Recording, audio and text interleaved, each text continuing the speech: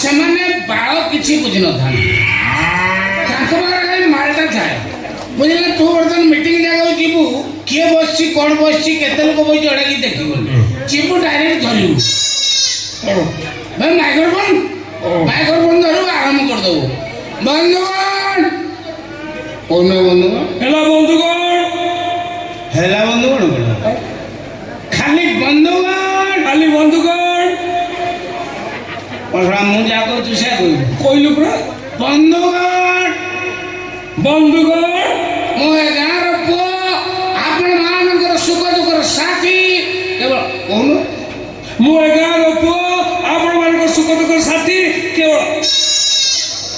କେବଳଟା ଆରମ୍ଭ ହେଇନି କେବଳଟା ୟା ପର ଶବ୍ଦର ଆରମ୍ଭ ହବ ମୁଁ ଆପଣମାନଙ୍କ ଗାଁର ପୁଅ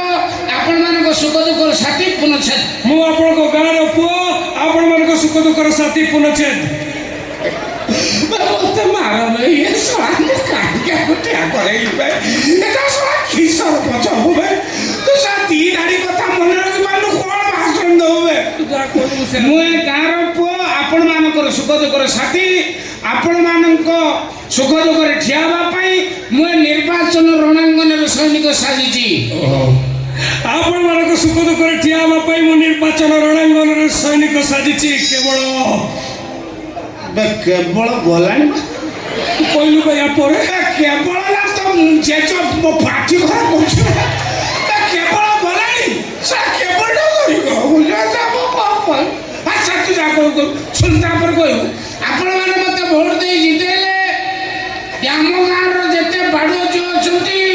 ମୁଁ ସମସ୍ତେ ବିଧବା ଭତ୍ତା କରେଇଦେବି ବାଡ଼ୁଅ ଝିଅକୁ ବିଧବା ଭତ୍ତା କାହିଁ ଦେବା ବାଡ଼ୁଅ ଝିଅକୁ ବିଧବା ଭତ୍ତା ଏଇଥିପାଇଁ ତୋର ନିର୍ବାଚନୀ ଇସ୍ତାହାର ରହିବା ଦରକାର କାରଣ ଆଜିକାଲି ଝିଅମାନେ ଯେଉଁ ବାହା ହେଉଛନ୍ତି କ'ଣ ସଂସାର କରିବାକୁ ସେ ଖାଲି ବୋପା କାନ୍ଧରୁ ଓହ୍ଲେଇ ଯିବା ପାଇଁ ଚାହୁଁଛନ୍ତି ବାହା ହେଇକି ଯିବେ ଚତୁର୍ଥୀ ଦିନ ଘଇତାକୁ କାୟଦା କରିକି ମର୍ଡର କରିକି ପାଣି ଟାଙ୍କିରେ ପୁରେଇ ଦେବେ ପାଇଖାନା ଟାଙ୍କିରେ ପୁରେଇ ଦେବେ ଡ୍ରମରେ ପୁରେଇ ପ୍ଲାଷ୍ଟର କରିଦେବେ ତାପରେ ଫଟିକି ପଳେଇ ଆସିକି କେସ୍ କରିଦେବେ କେସ୍ କରିଦେଲା ପରେ କ'ଣ ଯାହା ବାପା ଜାଣି ଯେଉଁ ତାକୁ ସବୁ ନେଇ ଆସିବେ ବାସ୍ ଆସିକି ବୋପାଟି ରହିଲେ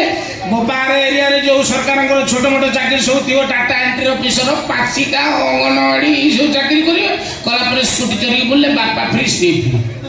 କଥା ବୁଝ ତେଣୁ ତୁ ଆଗୁଆ ନିର୍ବାଚନ ଇସ୍ତାହାର ଏ ପ୍ରସ୍ତାବଟା ଦେଇଦେଉନ ଆଉ ତାପରେ କହିବୁ ଆମ ଗାଁର ଯେତେ ନଳକୂଅ ଅଛି ତାକୁ ଓପାଡ଼ିକି ଫୋପାଡ଼ି ଦେଇ କୂଅ ଖୋଳେଇ ଦିଆଯିବ ନଳକୂଅ ଅଛି କୂଅ କାହିଁ ଖୋଳିବା ବାକି ସେକୁ ଏମିତି ତ ପାଇଁ ନଳକୂଅର ସରୁ ନଳୀ କୂଅର ମୋଟା ନଳୀ ସେଟା ପାଣି ଥଣ୍ଡା ଆସିବ ଲୋକ ସରପଞ୍ଚ କିଏ ହବ ତୁ ନା ମୁଁ ତୁ ଶଳା ସରପଞ୍ଚ ହବୁ ତୁ ତୋର ଏଡିଟ୍ କରି କହ